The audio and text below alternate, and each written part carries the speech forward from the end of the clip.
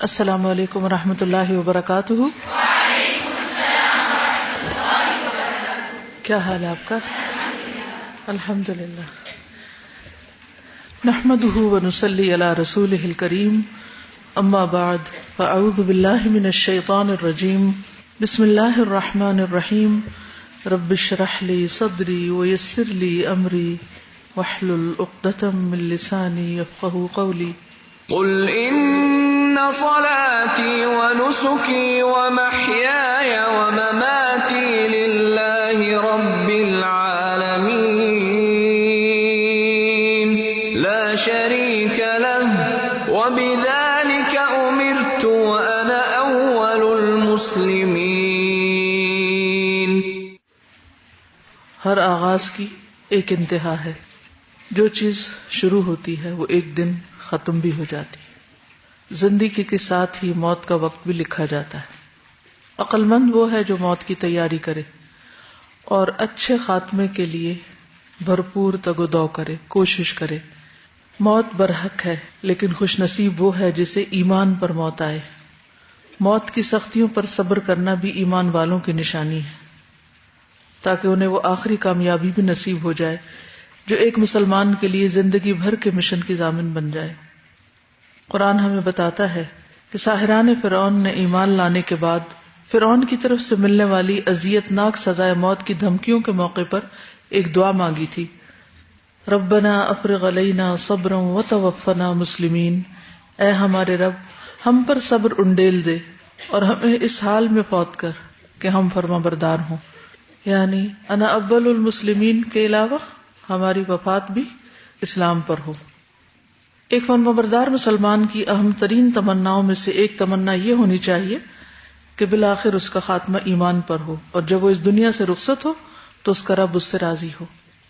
یہ بات صرف تمنا ہی کی حد تک نہیں، بلکہ اس کے لیے دعا بھی کرنی چاہیے، اور صرف دعا پر ہی اکتفا نہیں بلکہ بعمل زندگی گزارنے کی کوشش بھی کرنی چاہیے، کیونکہ حسن خاتمہ کی بنیاد احسن عمل ہے، یعنی اچھی زندگی ہوگی تو انشاءاللہ موت بھی اچھی ہوگی، اور احسن عمل اس علم سے وجود میں آتا ہے جو تمام علوم کا سرچشمہ ہے، یعنی قرآن۔ تو ہم قرآن تو پڑھ ہی رہے ہیں، لیکن قرآن کو پڑھنے کا مقصد عمل ہونا چاہیے، کیونکہ جب تک انسان قرآن پر عمل نہیں کرتا، خواہ وہ اس کی کتنی بھی بڑی خدمت کر لے، وہ اس کو فائدہ نہ دے گا، کیونکہ وہ اس کے خلاف حجت بن جائے گا۔ ہم سب اپنی زندگیوں کا جائزہ لیں، اپنے اعمال پر روزمرہ پر غور کریں کہ ہمارے صبح و شام ہمارے دن کا آغاز اور اختتام کن کاموں پر ہوتا ہے، اور اس کے بیچ میں ہم کیا کچھ کرتے رہتے ہیں۔ کیا واقعی ہمارا جو دن گزر جاتا ہے ہم اس پر مطمئن بھی ہوتے ہیں، اور ہم واقعی اپنے آپ کو نفس مطمئنہ پاتے ہیں؟ کیا واقعی ہم اللہ کے فیصلوں سے راضی ہیں؟ کیا واقعی اللہ ہم سے راضی ہے؟ ہماری کوششوں کا محور کیا ہے؟ ہم یہ سب بھاگ دوڑ کیوں کر رہے ہیں، کس لیے کر رہے ہیں، اور اس سے ہم کیا چاہتے ہیں؟ ہم سب کو اپنا محاسبہ کرنا ہے اور صحیح راستے کی طرف جانے کے لیے بھرپور کوشش یعنی مجاہدہ کرنا ہے۔ لیکن اس کے برعکس ہم عموماً اپنے آپ کو تسلیاں دیتے رہتے ہیں۔ جیسے ایک شاعر نے کہا، ایک نظم آج آپ کے سامنے رکھوں گی اور اس کے بعد پھر میں نیکسٹ لیسن پڑھاؤں گی۔ نظم عربی میں ہے اور ترجمہ میں کر دوں گی انشاءاللہ۔ تو بات یہ ہے کہ ہم سب اس وقت تک مطمئن نہ ہوں جب تک ہمارا معاملہ اللہ تعالیٰ کے ساتھ درست نہ ہو۔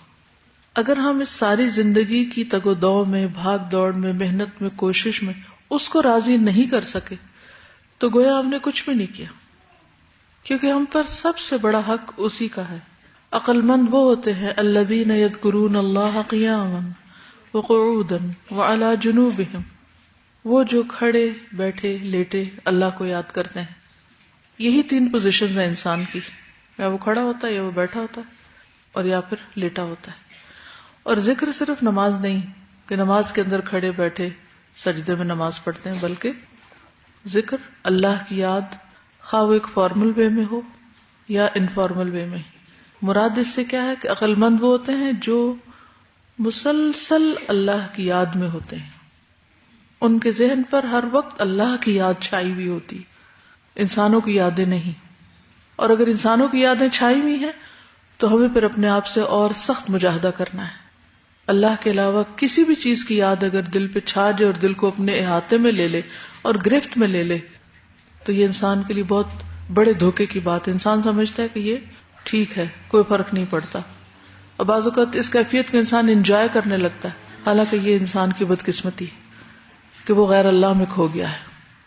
تو ہم سب اپنے اپنے دلوں کا جائزہ لیں اور یہ دیکھیں کہ کیا واقعی میرے دل میں ہر جگہ, ہر موقع پر, ہر مقام پر اٹھتے بیٹھتے سوتے جاگتے اللہ ہی کی یاد ہے. اولو الالباب وہی ہیں. جب یہ کیفیت ہو تو پھر وَيَتَفَكَّرُونَ فِي خَلْقِ السَّمَاوَاتِ وَالْأَرْضِ, پھر وہ آسمان و زمین کی تخلیق پر غور و فکر کرتے ہیں اور ساتھ ساتھ کرتے ہیں. پھر کا مطلب یہ کہ جو پہلا کام نہ کرے وہ دوسرا کیا کرے گا. تو جو پہلا کام کر رہا ہے یعنی اللہ کو یاد رکھ رہا ہے ہر موقع پر, وہ دوسرا کام بھی کرے گا.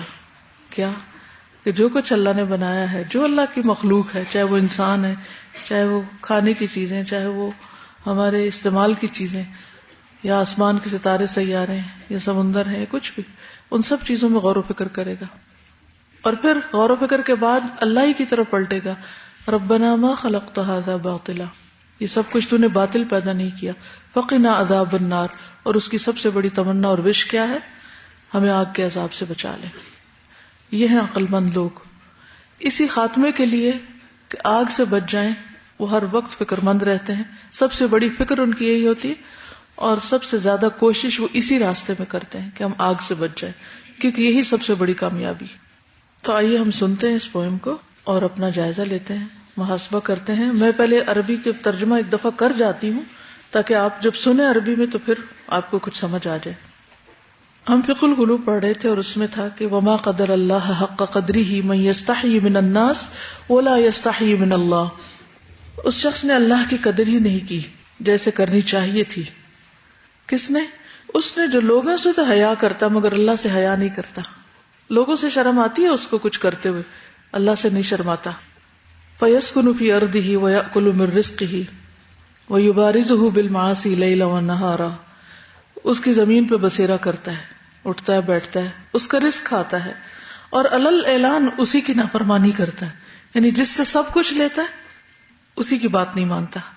تو اس کانسیپٹ کے اوپر جو اس وقت پوئم میں آپ کے سامنے رکھوں گی, اس کی روشنی میں ہم سب کو اپنی زندگی کا جائزہ لینا چاہیے کہ ہم کر کیا رہے ہیں, اور اگر ہماری زندگی غلط طریقے پر گزر رہی ہے تو پھر اس کا مطلب ہے کہ ہم اچھے خاتمے کی تیاری نہیں کر رہے, ہمیں اس کی تیاری کرنی. شاعر کہتا ہے اذا ما قال لی ربی, جب مجھ سے میرے رب نے کہا, امستحییت تعصینی, کیا تو حیا نہیں کرتا کہ تو میری نافرمانی کرتا ہے, وتخفی الذنب عن خلقی, اور میری مخلوق سے گناہ چھپاتا ہے, یعنی برے کام کر کے مخلوق سے تو چھپتا ہے, مجھ سے نہیں شرماتا. وبالعصیان تأتینی, اور نافرمانیوں کے ساتھ میری طرف آ رہا ہے. یعنی ہم دن رات کیا کر رہے ہیں اور کیا لے کے اللہ کی طرف روانہ ہو رہے ہیں, کیونکہ ہم ہر روز اس سفر میں ہیں. آغاز وہ تھا جب آپ پیدا ہوئے اور انتہا وہ ہے جب موت آئے گی, اور آپ بیچ کی سڑک پہ سرپٹ بھاگے چلے جا رہے ہیں اپنی موت کی طرف. یہ بھاگنا, یہ چلنا, یہ سفر کس قسم کا ہے, اس سارے سفر میں کر کیا رہے ہیں. اگر آپ نے کبھی سفر کیا ہو یا سفر کا کوئی ذہن میں آپ لے آئیں جو آپ نے قریب میں کبھی کیا ہو, تو آپ سوچئے کہ سفر کے آغاز میں آپ کیا سوچتے ہیں کہ کدھر جانا ہے, کہاں جانا ہے, اور وہاں کیا کرنا ہے, جا کے وہاں کیا ہوگا. پھر راستے بھر میں آپ مختلف کام کرتے رہتے اور پھر اپنی منزل تک آپ جا پہنچتے ہیں. اگر آپ مینٹلی فزیکلی تیار نہ ہوں اس کو فیس کرنے کے لیے جس کام کے لیے آپ جا رہے ہیں, مثال کے طور پر میں ابھی لاہور سیٹرڈے کو گئی تھی, تو میرے سامنے ایک مقصد تھا کہ میں نے جا کے پڑھانا ہے. اس کے لیے میں نے اپنے نوٹس وغیرہ تیار کیے, ہر چیز کو ذہن میں رکھا, ذہنی طور پر بھی تیاری رکھی, اور باقی سب چیزوں کو ایک طرف کر کے سب سے زیادہ میرا ہم و غم یہ تھا کہ اس وقت مجھے اس جگہ اس کام کے لیے جانا ہے, اور پوری طرح پریپیئرڈ تھی. تو الحمدللہ ایک دن میں کافی کام ہو گیا. لیکن اگر میں اس کی تیاری نہ کرتی اور پھر وہ سارے کام میرے سامنے آتے تو کس قدر شرمندگی ہوتی. نہ نوٹس لے کے جاتی اور نہ ان کو پڑھتی, نہ تیار کرتی, اور جا کے پبلک کے سامنے بیٹھ جاتی اور آئیں بائیں شائیں باتیں کر کے آ جاتی, تو مقصد تو نہیں پورا ہوتا نا. تو یہ تو دنیا ہے کہ ہمیں دنیا کے بارے میں فکر ہوتی ہے, شرم آتی ہے کہ لوگ کیا کہیں گے کہ کیا کیا. لیکن اس سے بڑھ کر ہمیں اپنے رب سے ملاقات کرنی, اور اس ملاقات کی اگر تیاری نہیں تو اس سے بڑھ کے شرمندگی اور رسوائی کی کوئی بات ہی نہیں. لیکن وہ تیاری وہی کرتا ہے جو راستہ بھر اپنے ذہن سے اس بات کو اوجھل نہیں ہونے دیتا کہ میں کس مقصد کے لیے جا رہا ہوں. وہ مقصد کبھی نہیں بھولنا چاہیے. تو ہم دیکھیں کہ سفر میں کر کیا رہے ہیں. جس سے ملاقات کے لیے جا رہے ہیں اسی کی نافرمانی کر رہے ہیں اور گناہ اکٹھے کر کر کے لے جا رہے ہیں, کانٹے چن رہے ہیں اپنے لیے آگے. فَكَيْفَ أُجِيبُ يَا وَيْحِي وَمَنْ ذَا سَوْفَ يَحْمِينِي, پھر کیسے میں جواب دوں, ہائے افسوس مجھ پر, اور کون مجھے بچائے گا. وَمَنْ ذَا سَوْفَ يَحْمِينِي أُسَلِّ النَّفْسَ بِالْآمَالِ مِنْ حِينٍ إِلَى حِينٍ, میں وقتاً فوقتاً اپنے دل کو آرزوؤں کے ساتھ تسلی دیتا رہتا ہوں. اسلی النفس, اپنے نفس کو تسلی دیتا, کوئی بات نہیں کوئی بات نہیں, سب اسی طرح ہی جا رہے ہیں نا, سب یہی کچھ کر رہے ہیں, تمہیں کیا فکر ہے. یعنی کبھی خیال آ بھی جائے موت کا یا رب سے ملاقات کا تو بھلا دیتا ہوں. وَأَنْسَى مَا وَرَاءَ الْمَوْتِ مَاذَا بَعْدَ تَكْفِينِي, اور موت کے بعد جو کچھ پیش آنا ہے اس کو میں بھلا دیتا ہوں, اور اس بات کو بھلا دیتا ہوں کہ زندگی کے بعد, موت کے بعد کیا چیز مجھے کام آنے والی ہے, وہاں کیا چاہیے, وہاں کیا ضرورت ہے, اس چیز کو فراموش کیے ہوئے ہوں. کأنی قد ضمنت العیش لیس الموت یأتینی, کأنی گویا کہ میں نے قد ضمنت العیش زندگی کی گارنٹی دے رکھی ہے, گویا مجھے زندگی کی ضمانت دی گئی کہ زندہ ہی رہو گے. لیس الموت یأتینی, اور مجھے موت کبھی نہیں آئے گی. یعنی دنیا میں میں اس طرح بے خبر اور غافل ہو کے جی رہا ہوں جیسے کبھی موت آنی ہی نہیں.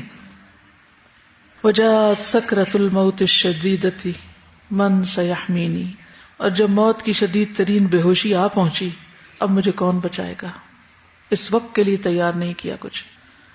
نظرت الی الوجوہ الیس منہم من سیفدینی, میں نے لوگوں کے چہروں کی طرف دیکھا, کیا ان میں کوئی بھی ایسا نہیں جو مجھے چھڑائے گا, جو میرا فدیہ دے گا, جو مجھ پر فدا ہوگا. زندگی میں کئی لوگ فدا ہوتے رہتے ہیں نا آپ پر, کہ موت کے وقت کون فدا ہوتا ہے کہ ملک الموت سے کہے میری جان لے لو, اس کی چھوڑ دو. سأسأل, مجھ سے سوال کیا جائے گا. سأسأل ما الذی قدمت فی دنیایا ینجینی, سأسأل, مجھ سے پوچھا جائے گا, ما الذی, کیا ہے وہ چیز, قدمت فی دنیایا, جو میں نے اپنی زندگی میں آگے بھیجی, ینجینی, جو مجھے نجات دے. فکیف اجابتی من بعد ما فرطت فی دینی, فکیف, تو کس طرح, اجابتی, میرا جواب ہوگا, میرا جواب کیا ہوگا, من بعد ما, اس کے بعد کے, فرطت, میں نے کوتاہی کی, فی دینی, اپنے دین میں, دین کے معاملات میں کوتاہی کرنے کے بعد میرا جواب کیا ہوگا. ویا ویحی, ہے افسوس مجھ پر, الم اسمع کلام اللہ یدعونی, کیا میں نے اللہ کا کلام سنا نہیں جو مجھے اپنی طرف بلاتا تھا. الم اسمع لما قد جاء فی قاف ویاسینی, الم اسمع, کیا میں نے سنا نہیں اس کو, لما قد جاء, جو آیا, فی قاف, سورت قاف میں, ویاسینی, اور سورت یاسین میں, کیا میں نے وہ سنا نہ تھا. الم اسمع بیوم الحشر یوم الجمع والدین, کیا میں نے سنا نہیں تھا کہ یوم الحشر بھی ہے, یوم الجمع بھی ہے, یعنی قیامت کا دن, والدین, اور جزا و سزا کا دن. الم اسمع مناد الموت یدعونی ینادینی, کیا میں نے موت کے منادی کو نہیں سنا جو مجھے پکارتا اور آواز دیتا ہے. فیا رباہ عبد تائب من ذا سیؤویہ, اے میرے رب, یہ تیری بارگاہ میں ایک توبہ کرنے والا بندہ ہے, کون ہے جو اسے پناہ دے. سوا رب غفور واسع للحق یہدینی, سوائے اس رب کے جس کی مغفرت بہت وسیع ہے, جو مجھے حق کی طرف ہدایت دیتا ہے. اتیت الیک فرحمنی, میں تیری طرف حاضر ہوا ہوں, میں تیری طرف آ گیا ہوں, تو مجھ پر رحم فرما. وثقل فی موازینی, اور میرے موازین یعنی اعمال نامے کو بھاری کر دے, میرے میزانوں کو بھاری کر دے. وخفف فی جزائی انت ارجا من یجازینی, اور میرا حساب ہلکا کر دے.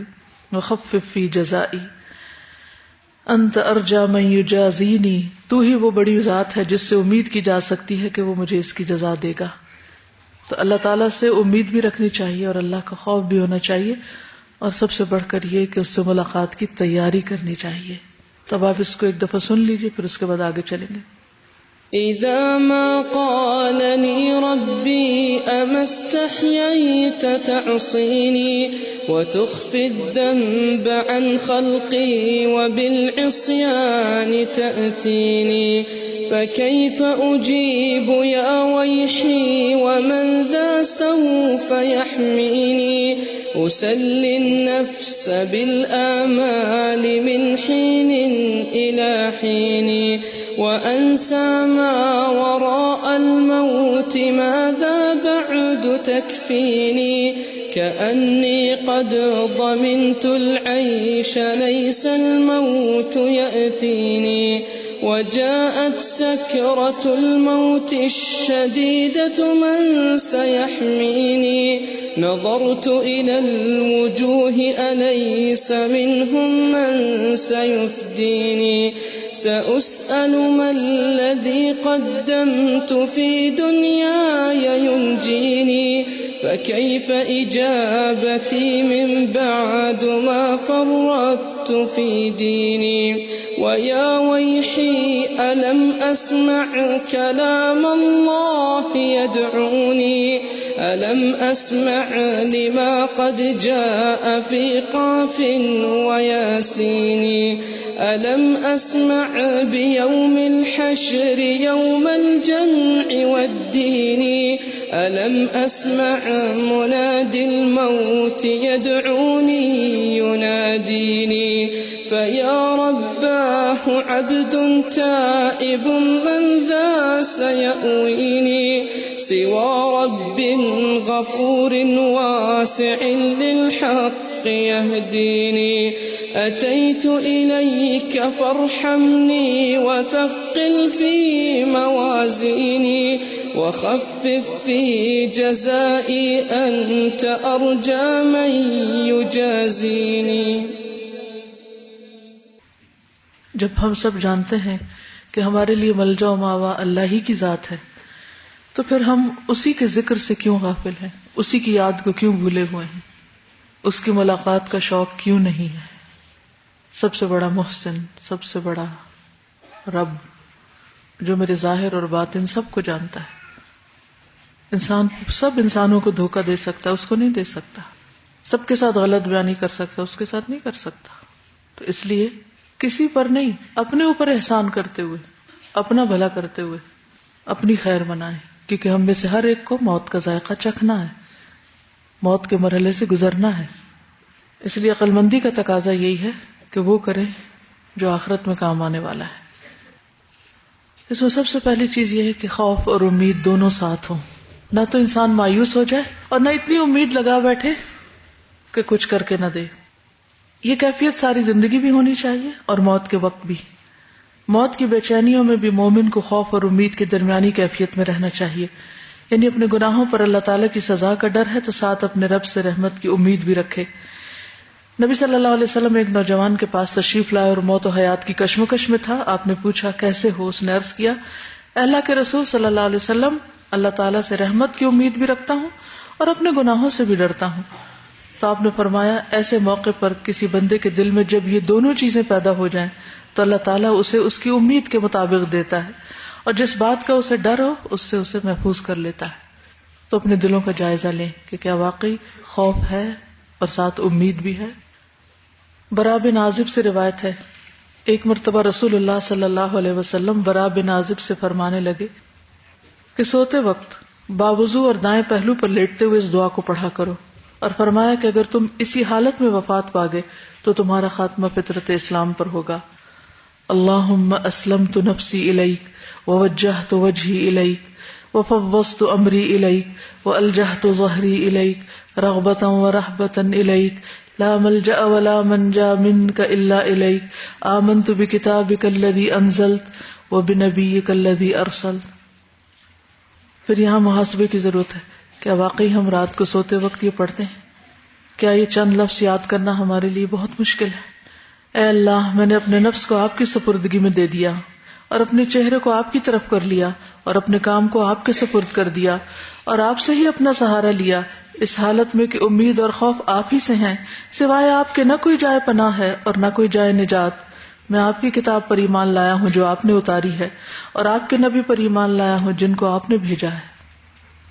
تو روانگی کی تیاری ہر دم رہے، اور پھر خاص طور پر جب انسان اپنے دن کا اختتام کر رہا ہو، نیند کی آغوش میں جا رہا ہو، تو اپنے آپ کو اللہ کے سپرد کرے، خود اپنے آپ کو اللہ کے حوالے کرے. وَأَنَا أَوَّلُ الْمُسْلِمِينَ. کیونکہ کوئی پتہ نہیں کہ موت نیند میں ہی آ جائے اور کبھی بھی آ جائے، کسی وقت کہیں بھی بیٹھے ہوئے کوئی بھی پکڑا جا سکتا ہے. اور یہ یاد رکھنا چاہیے کہ موت کی سختیاں ہیں. موت اتنا خوبصورت تجربہ نہیں ہے، اور انسان کے بہت سے غلط اعمال، غلط عادات، بہت سے غلط کام اس وقت چھٹ سکتے ہیں جب اس کو موت کی سختی یاد رہے. رسول اللہ صلی اللہ علیہ وسلم نے فرمایا یقیناً موت کے لیے گھبراہٹ ہے. جب رسول اللہ صلی اللہ علیہ وسلم مرض الوفات میں مبتلا ہوئے تو آپ اپنی چادر کو بار بار چہرے پہ ڈالتے، جب کچھ افاقہ ہوتا تو اپنے مبارک چہرے سے چادر ہٹا دیتے. یعنی آپ ہوش میں تھے لیکن تکلیف میں تھے. ایک ہوتا ہے نا بے ہوشی کا پتہ ہی نہیں کہ کیا گزر رہی، اور ایک یہ کہ انسان کو ہوش ہو کہ اس پہ کیا گزر رہی ہے اور اس کے ساتھ ساتھ وہ بے بس بھی ہو. حضرت عائشہ کہا کرتی تھی کہ رسول اللہ صلی اللہ علیہ وسلم کی وفات کے وقت آپ کے سامنے ایک بڑا پانی کا پیالہ رکھا ہوا تھا جس میں پانی تھا. آپ اپنا ہاتھ اس برتن میں ڈالتے اور پھر اس ہاتھ کو اپنے چہرے پر ملتے اور فرماتے لا الہ الا اللہ، بلا شبہ موت میں تکلیف ہوتی ہے. پھر آپ اپنا ہاتھ اٹھا کر فرمانے لگے پھر رفیق الاعلی، یہاں تک کہ آپ کی روح مبارک قبض ہو گئی اور آپ کا ہاتھ جھک گیا، آخری وقت آ گیا. حضرت عائشہ کہتی ہیں کہ رسول اللہ صلی اللہ علیہ وسلم کی موت کی شدت دیکھنے کے بعد اب میں کسی کی آسان موت پر رشک نہیں کرتی، یعنی اس بات پر کہ کسی کی جان بہت آسانی سے نکل گئی ہے، کیونکہ اگر یہ قابل رشک بات ہوتی تو نبی صلی اللہ علیہ وسلم کی جان سب سے آسانی سے نکلتی، لیکن آپ پر بھی یہ مشکل وقت آیا. رسول اللہ صلی اللہ علیہ وسلم نے فرمایا اللہ تعالیٰ فرماتا ہے میں جو کام کرنا چاہتا ہوں اس میں مجھے اتنا تردد نہیں ہوتا جتنا کہ مجھے اپنے مومن بندے کی جان نکالنے میں ہوتا ہے. وہ موت کو تکلیف کی وجہ سے پسند نہیں کرتا اور مجھے بھی اسے تکلیف دینا برا لگتا ہے، لیکن موت مومن کے لیے صفائی اور طہارت کا ذریعہ ہے. اور اسی طرح یعنی جس طرح آپ کسی سے ملنے کے لیے جاتے ہیں صاف ستھرے ہو کر، تو موت چونکہ ایک برج ہے جیسے کراس کر کے آپ اللہ رب العزت سے ملاقات کریں گے، تو دنیا سے نکلتے ہوئے ایک طرح سے وہ گناہوں کے کفارے کا ذریعہ بن جاتی ہے وہ ساری تکلیف، اور اسی طرح درجات کی بلندی کا ذریعہ بنتی ہے. حضرت عائشہ سے روایت ہے کہ رسول اللہ صلی اللہ علیہ وسلم نے فرمایا مجھ پر موت کی سختیاں اس بنا پر آسان ہو رہی ہیں کہ جنت میں تم مجھے اپنی بیوی دکھائی دے رہی ہو. یعنی ایک طرح مشکل ہے لیکن اللہ کا وعدہ ہے ان مع العسر یسرا، اس کے ساتھ آسانی بھی ہے. تو تکلیف دہ وقت میں اگر ساتھ کوئی ایسی چیز انسان کے سامنے ہو جس سے اسے خوشی ہو تو تکلیف نسبتاً کم ہو جاتی ہے. اس سے یہ بھی پتہ چلتا ہے کہ اللہ سبحانہ وتعالی موت کے وقت انسان کو مختلف چیزیں دکھاتے ہیں. بعض لوگ باقاعدہ کسی سے گفتگو بھی کر رہے ہوتے ہیں، بات کر رہے ہوتے ہیں. بعض لوگ کہتے ہیں کہ گھر میں مہمان آئے ہوئے ہیں ان کے بیٹھنے کی جگہ بناؤ، تو اس کا مطلب ہے کہ انہیں کچھ نظر آ رہا ہوتا ہے. اس دنیا سے جب پردہ کرنے لگتا ہے انسان تو دوسری دنیا کا پردہ ہٹنے لگتا ہے. ایک اور روایت میں آتا ہے کہ فرعون نے اپنی بیوی کے دونوں ہاتھوں اور دونوں پاؤں کے لیے 4 میخیں گاڑی، یعنی ہاتھ رکھ کے اس کے اوپر کیل گاڑا، دوسرے ہاتھ پہ پاؤں پہ بھی، وہ ہل نہ سکے، کچھ کر نہ سکے. اور جب اس کے کارندے اس کے ساتھ ہی وہ فرعونی اس سے جدا ہوتے تو فرشتے اس پہ سایہ کر لیتے. تو اس بیوی نے کہا اے میرے رب اپنے پاس میرے لیے جنت میں گھر بنا دے اور مجھے فرعون اور اس کے عمل سے نجات دے اور مجھے ظالم لوگوں سے بھی چھٹکارا نصیب فرما. تو ان کے لیے اس وقت جنت کا گھر ظاہر کر دیا گیا کہ یہ تمہارا گھر ہوگا. تو اس سے یہ پتہ چلتا ہے کہ بعض اوقات ہم دیکھتے ہیں کہ کسی شخص کو اذیت دے دے کے مارا گیا یا کسی کو دنیا میں بہت تکلیف آئی اور تکلیف سے وہ فوت ہوا، لیکن ہمیں نہیں معلوم کہ اس کا رب اس کے ساتھ کیا معاملہ کر رہا ہے. تو رب کے بارے میں اچھا گمان رکھنا چاہیے، اوپر والوں کو بھی اور مرنے والے کو بھی. نبی صلی اللہ علیہ وسلم نے فرمایا بندے مومن کے لیے جب دنیا سے رخصت ہونے اور سفر آخرت پہ روانہ ہونے کا وقت قریب ہوتا ہے تو اس کی طرف آسمان سے روشن چہرے والے فرشتے آتے ہیں، گویا کہ ان کے چہرے سورج کی طرح ہوں. ان کے پاس جنت کا کفر اور جنت کی حنوط ہوتی ہے. تحد نگاہ وہ بیٹھ جاتے ہیں، پھر ملک الموت آ کر سرہانے بیٹھ جاتا ہے، کہتا ہے اے پاک نفس اللہ کی مغفرت اور خوشنودی کی طرف چلو. وہ لینے آتا ہے، چنانچہ اس کی روح اس طرح بہہ کے نکل جاتی جیسے مشکیزے کے منہ سے پانی کا قطرہ بہہ جاتا ہے. یعنی اس آخری وقت سے پہلے جو تکلیفیں ہوتی ہیں گزر جاتی ہیں، لیکن عین جب وہ وقت آتا ہے تو سہولت کے ساتھ روح نکل جاتی ہے اور اپنے رب کے حضور چلی جاتی ہے. مومن کا جان نکلتے وقت اللہ کی تعریف کرنا. نبی صلی اللہ علیہ وسلم نے فرمایا یقیناً مومن کے ہر حال میں خیر ہے. اس کی روح جب اس کے دونوں پہلوؤں سے نکلتی ہے تو وہ اللہ کی تعریف کر رہا ہوتا ہے. یعنی اس حال میں بھی رب سے راضی ہوتا ہے, اس تکلیف میں بھی. پھر یہ کہ انسان کو آسان موت کے لیے دعا کرنی چاہیے, اور اس کے لیے مختلف دعائیں انسان مانگ سکتا ہے. رحمت کی دعائیں خاص طور پر, یا حیو یا قیوم برحمتک استغیث. ایک اور دعا بھی آتی ہے, اگرچہ اس کی سند میں کچھ ذوب ہے لیکن دعا کے الفاظ درست ہیں, مانگی جا سکتی ہے, اور وہ ہے اللہم اعنی علی غمرات الموت وسکرات الموت. اے اللہ موت کی سختیوں اور بے ہوشیوں پر میری مدد فرما دینا. یعنی اس وقت جب سب ساتھ چھوڑ جائیں گے اور کوئی کسی کے لیے کچھ نہیں کر سکتا, تو میری مدد فرمانا. کیونکہ اس وقت کہا جائے نا وقیل من راق, ہے کوئی جو دم درود کرے, کوئی جھاڑ پھونک کرے, لیکن کوئی بھی نہیں, کسی کا بھی دم کام نہیں آئے گا. تو یہ وہ موقع جب سب سے زیادہ اللہ تعالیٰ سے بخشش کی ضرورت ہوتی. اس لیے خود بھی اور آس پاس والے بھی مریض کے لیے بخشش مانگیں, لیکن جو قریب کے لوگ ہیں وہ پریشان نہ ہو جائیں اور اس پریشانی میں دعا مانگنا نہ چھوڑ دیں. بعض اوقات ایسا بھی ہوتا ہے کہ مریض تو پریشان ہے, بیمار ہے, تکلیف میں ہے, لیکن آس پاس والے بے صبرے ہو جاتے ہیں, گھبرا اٹھتے ہیں, اور پھر بعض اوقات وہ غلط کاموں کی طرف چل پڑتے ہیں. اس سے بچنے کی ضرورت ہے. وہ موقع صبر کا ہے, استقامت کا ہے. تو اپنی دعاؤں میں بخشش کی اور موت کے وقت اللہ کی رحمت کی دعائیں ابھی سے شامل کر لیں. اس وقت تو انسان کا معلوم نہیں تکلیف اور دکھ میں کیا حال ہوگا. اسی طرح جو ساتھ والے ہیں وہ بھی بخشش اور رحم کی دعائیں کریں. مثلا والدین ہیں تو رب ارحمہما کما ربیانی صغیرہ.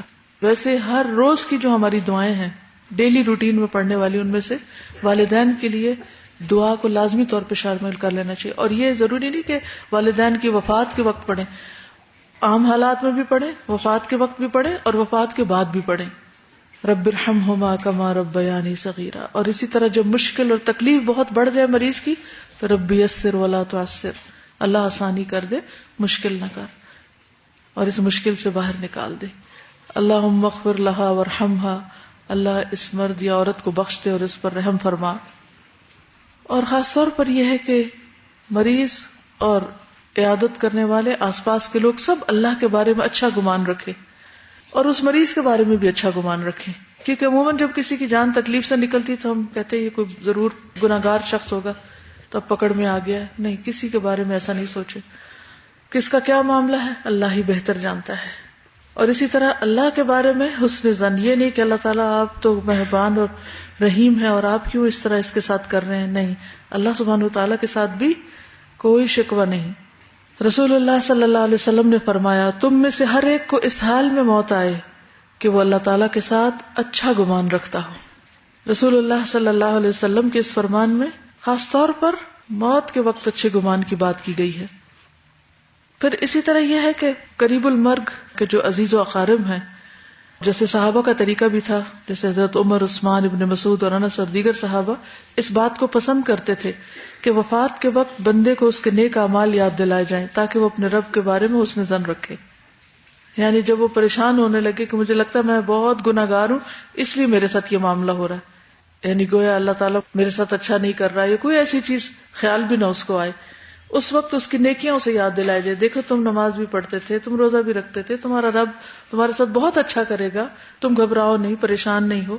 وتواصوا بالحق وتواصوا بالصبر. ابو نوفل کہتے ہیں کہ موت کے وقت عمرو بن العاص پر شدید گھبراہٹ طاری ہو گئی.